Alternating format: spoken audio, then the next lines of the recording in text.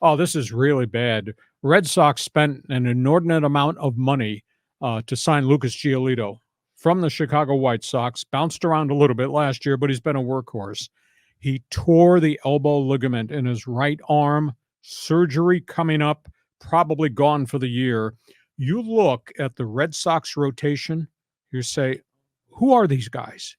You know, the number 2 starter is a guy by the name of Nick Pivetta. It's kind of bounced all over the who. That's right. Don't be insulting. So, Red Sox, this is a massive setback because they gave Giolito, I want to say, 2 years, $32 million, and now he's gone. He's probably gone for the entire season. That's a terrible blow there. Second one is the Oakland Athletics. We've heard a lot of variations about where they're going to play in the interim until the new baseball stadium is built in Las Vegas. We're talking 2025, 26, and 27. All types of variations. This one's a really weird one. There is conversation now that the A's have gone to Major League Baseball and have asked Major League Baseball to intercede so they can play a chunk of their schedule at Oracle Stadium, San Francisco. Right. A chunk of their stadium at the AAA Stadium in Sacramento. Mm-hmm.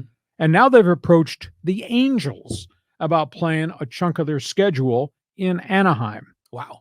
Now, why would the Angels allow anybody else to come into their marketplace? You know, why would the Giants want to share anything with Oakland, although Oakland is such a downtrodden, face-in-the-gutter franchise? Maybe it wouldn't have an impact. But now they've asked baseball to come in and try to help negotiate. Giants have evidently indicated, well, when we go on long road trips, maybe we'll allow you to have access to 20 dates. You can play 20 of your 81 home games, maybe here, for money. Yeah, of course. The Angels have not responded. But why would the Angels want to have another team come in to play 40, 50 dates? Although who would go see the Oakland A's, last place Oakland A's? No chance of competing Oakland A's. Mm-hmm. And then you got the Sacramento situation. I mean, this has been so weird because they've looked at all these minor league stadiums and they're trying to configure, maybe we should just play games in Las Vegas and Reno in the 2 AAA stadiums and just market ourselves for the next couple of years as Nevada's team. But they have a $70 million TV contract, and it's negated if they leave Northern California. They leave the market. Mm-hmm. The contract goes away. So that's why all of a sudden now they're trying to get the Giants back into the conversation, and now they approach the Angels. So you got that.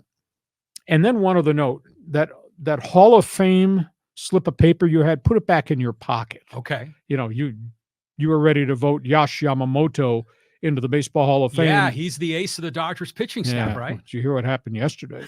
He got lit up. There's concern that Yamamoto is tipping his pitches. Oh. That's item one. They think mechanically, if he is, they can solve it. For some reason, he could not pitch out of the stretch yesterday. Really? He just really struggled mechanically. Yamamoto, 3 innings. And this is the guy that throws 95 and his ERA's 1.20 in Japan and all that. Yeah. And had the great dominant first start. 3 innings yesterday, 5 runs, 6 hits, 3 walks. He could not get anybody out. And they finally had to go out to the mound and drag him off. He really got lit. So you can't vote for him for the Hall of Fame this week. Okay. But anyhow, so there we are. John, your thoughts on how bad this Red Sox situation is, Yamamoto, and the Oakland A's? You got any space in your backyard? Play home game? Yeah, really. I mean, they got to find something. I'll just quick comments on each of those. First of all, Giolito, to me, was never really an ace, but he got big money, you know? And it seems like the Red Sox kind of reached when they signed him, and now he's down.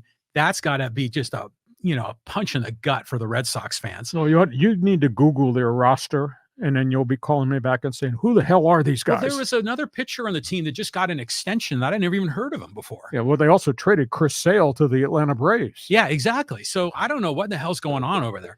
Now, as far as the A's, I mean, Sacramento makes the most sense. I mean, it'd be better for them to move into almost like a really good college stadium even, at Cal Berkeley or at Stanford.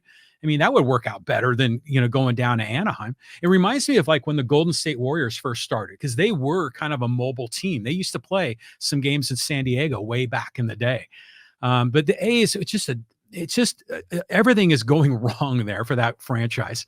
And then finally, we have with the Dodgers. Well, I mean, Yamamoto, maybe, nerves, big contract, Dodgers, all the focus, case of the yips, like Steve Sachs couldn't throw the ball to first base, something like that. He didn't show that the first start.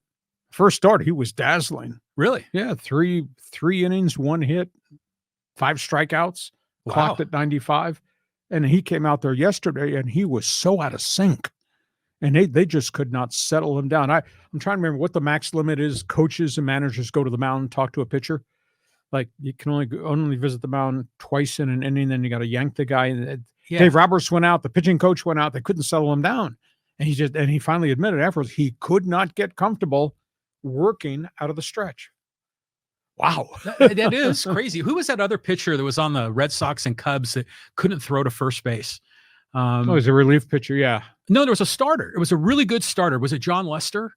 The left-hander? A left-hander, and when a runner got on first base, they would just go lollipops. Yeah, because he couldn't. Because it was all mental, So I'm Yamamoto might be going through a thing, but remember when Robert Suarez first came in, first game for the Padres, opening day against Arizona, he gives up the home run. So you can see how these guys, they get into the spotlight for the first time in America, and that's a lot of weight on your shoulders to perform. Yeah, but this guy's had a lot of weight on his shoulders his whole great young career. I mean, John, he had 3 straight years. His ERA in Japan was 1.2 to 1.5. It's like the Bob Gibson of the Japan. You're talking about dominant, yeah. Yeah. Okay, so that's where we are in that segment of baseball.